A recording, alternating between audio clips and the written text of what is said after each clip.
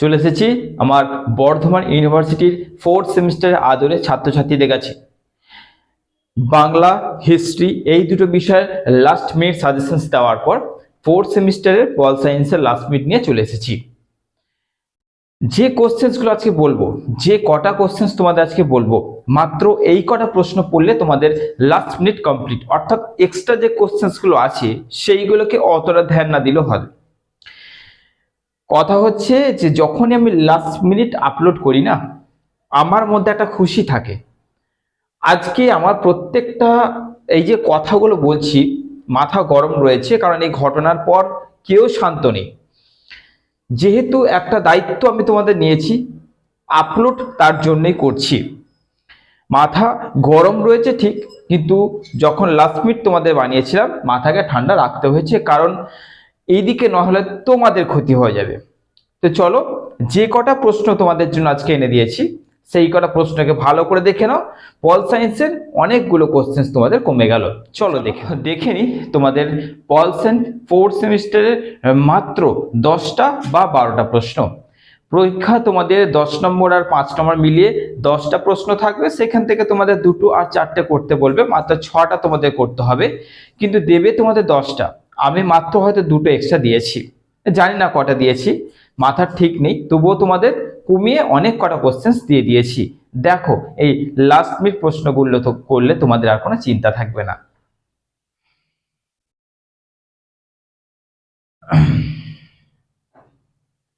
চলো দেখে নাও last minute.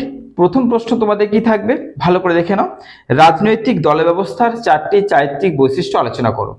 Next প্রশ্ন করছো ভারতের নির্বাচন কমিশনের কার্যাবলী আলোচনা করো।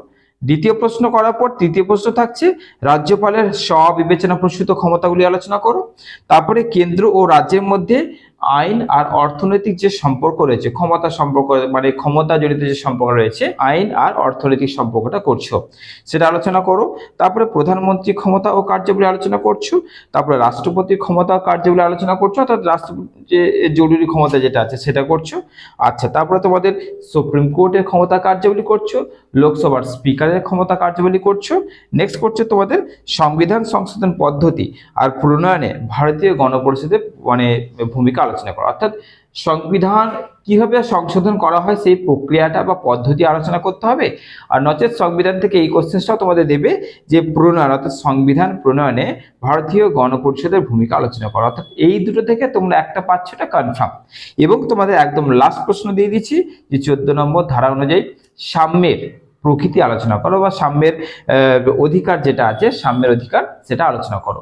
অর্থাৎ তাহলে তোমাদের এই কটা কোশ্চেন তোমাদের করলেই কিন্তু কমপ্লিট হয়ে যাচ্ছে।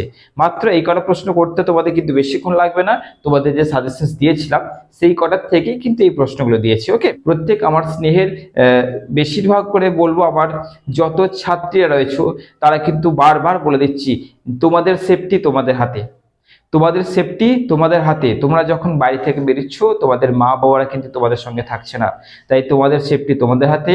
অযথা বাইরে সময় কাটাবে না, যত তাড়াতাড়ি পারবে ঘরে ঢুকবে, কারণ পরিস্থিতি সমাজ একদম নিম্নতর জায়গায় চলে গেছে। প্রত্যেক আমার ছাত্রছাত্রীর জন্য আমার খুবই চিন্তা হয়, মুড একদম ভালো নেই। দায়িত্ব নিয়েছি তাই সেটা পালন করছি এবং ভালোভাবেই পালন করছি। পরীক্ষা খুব সুন্দর হবে, এই কটা কোশ্চেন করে নাও। ভালো থেকো আর নিজেদের অবশ্যই নিজেদের খেয়াল রেখো। চলো।